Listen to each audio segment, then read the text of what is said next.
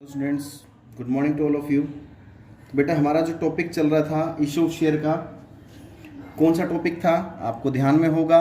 Topic का नाम क्या था? Over subscription. क्या था बेटा? Over subscription.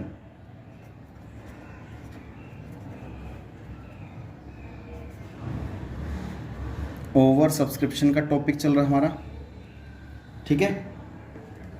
अब आपको देखना क्या है, ओवर सब्सक्रिप्शन के बारे में आपको बता भी चुका था। तो मैं एक इलस्ट्रेशन नंबर 21 लेके चल रहा है बेटा। इलस्ट्रेशन नंबर 21 आपकी बुक में देख लेना कौन सा होगा वो इलस्ट्रेशन नंबर। मेरी पुरानी बुक है मेरे पास बेटा, उसमें 21 है इलस्ट्रेशन नंबर। तो क्वेश्चन आपके स्क्रीन पर भी है। स्क्रीन पर क्या है क्वेश्चन कि x limited invited application for 20,000 shares. X limited के पास बेटा कितनी शेयर्स है? 20,000 शेयर्स है। 20,000 शेयर्स है बेटा, ठीक है। और कितने रुपए का है? Rupees 10 each. कितने रुपए की शेयर हो गए उसके पास बेटा? उस एक्स लिमिटेड के पास 2 लाख रुपए के शेयर्स हो गए। ये बात समझ में आ गई आगे आपको, ठीक है। वो किस किस तरीके से पेमेंट ले रहा है?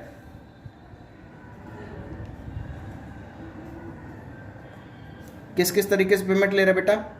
एप्लीकेशन पर, अलॉटमेंट पर, फर्स्ट कॉल पर और सेकंड कॉल पर। किस किस तरीके से पेमेंट ले रहा है बेटा वो? एप्लीकेशन पर 3 रुपये, अलॉटमेंट पे 2 रुपये, फर्स्ट कॉल पे 2.5 रुपये और सेकंड कॉल पे भी 2.5 रुपये। तो टोटल मिला के कितने हो गए? 10 रुपये का। कहने का मतलब क्या है? 10 का शेयर 10 में ही इशू किया जा रहा है। तो ये एट पार का केस हो गया। अब देखिए पब्लिक कंपनी, देखो उस कंपनी के पास शेयर्स कितने बेटा? उस कंपनी के पास जो शेयर्स हैं वो कितने हैं? 20,000 शेयर्स हैं, ठीक है। कंपनी इशू भी कितने कर सकती है? मैक्सिमम 20,000। लेकिन वो देखिए क्या उस नेक्स्ट लाइन में क्या कह रहे हैं? Public applied. Public applied, public ने कितने के लिए अप्लाई किया है? 30,000 शेयर्स के लिए। तो देखिए जब एप्लीकेशन ज़्यादा के लिए आ जाती है तो वो कौन सा केस बन जाता है बेटा? ओवर सब्सक्रिप्शन का केस बन जाता है कि कंपनी के पास शेयर तो 20,000 है लेकिन पब्लिक ने एप्लीकेशन कितने लगा दी शेयर्स खरीदने के लिए? 30,000 की। तो यानी कि ये ओवर सब्सक्रिप्शन का केस हो गया, ठीक है। अब उसने क्या कहा है? Two applicant for 8,000 share full, two applicant for 16,000 share, 12,000 share and two applicant for 6,000 shares nil. तो जब ओवर सब्सक्रिप्शन का केस आता है तो हमें एक टेबल बनानी होती है। किस किस की टेबल? शेयर अप्लाइड और शेयर अलॉटेड।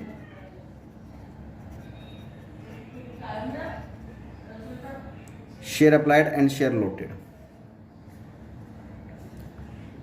पब्लिक ने कितने शेयर के लिए अप्लाई किया बेटा? 30,000 शेयर्स के लिए पब्लिक ने अप्लाई किया है। ये बात ध्यान से देखना, पब्लिक ने अप्लाई कितने के लिए किया है? 30,000 शेयर्स के लिए।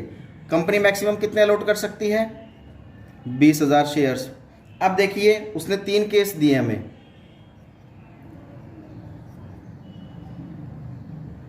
क्या दिया है कि जिस व्यक्ति ने 8,000 शेयर्स के लिए अप्लाई किया था उसको पूरे 8,000 के 8,000 शेयर अलॉट कर दिए फुल, ठीक है।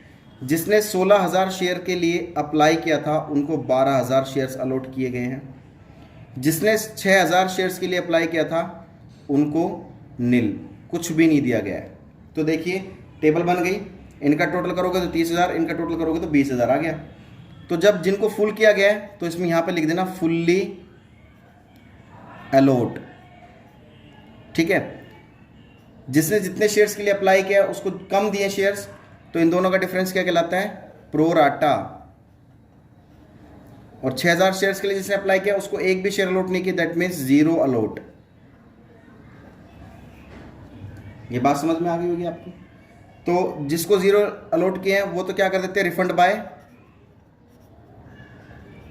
रिफंड बाय बैंक के जरिए रिफंड कर देते हैं इसको। तो और प्रो राटा वाला अमाउंट कहाँ एडजस्ट कर देते हैं? Amount adjust on allotment. ठीक है बेटा, ये बात समझ में आ गई होगी। और फुल्ली वाला का तो कोई मतलब नहीं, उसको तो फुल अलॉट कर ही दिए गए हैं। तो यहाँ पर ध्यान रखना, जिनको हम कम अलॉट करते हैं उनका अमाउंट रिफंड कर देते हैं, बाकी का एडजस्ट कर देते हैं अलॉटमेंट पे। ये बात क्लियर हो गई होगी। अब चलिए एंट्रीज पर आ जाइए। सबसे पहली एंट्री है बेटा, नरेशन आपको अब खुद करनी है, मैं फटाफट एंट्री बता देता हूँ, आपको पहले ही बता चुका था। पहली एंट्री क्या होती है, एप्लीकेशन मनी रिसीव की होती है। एंट्री क्या कर देंगे, bank account debit to share application account.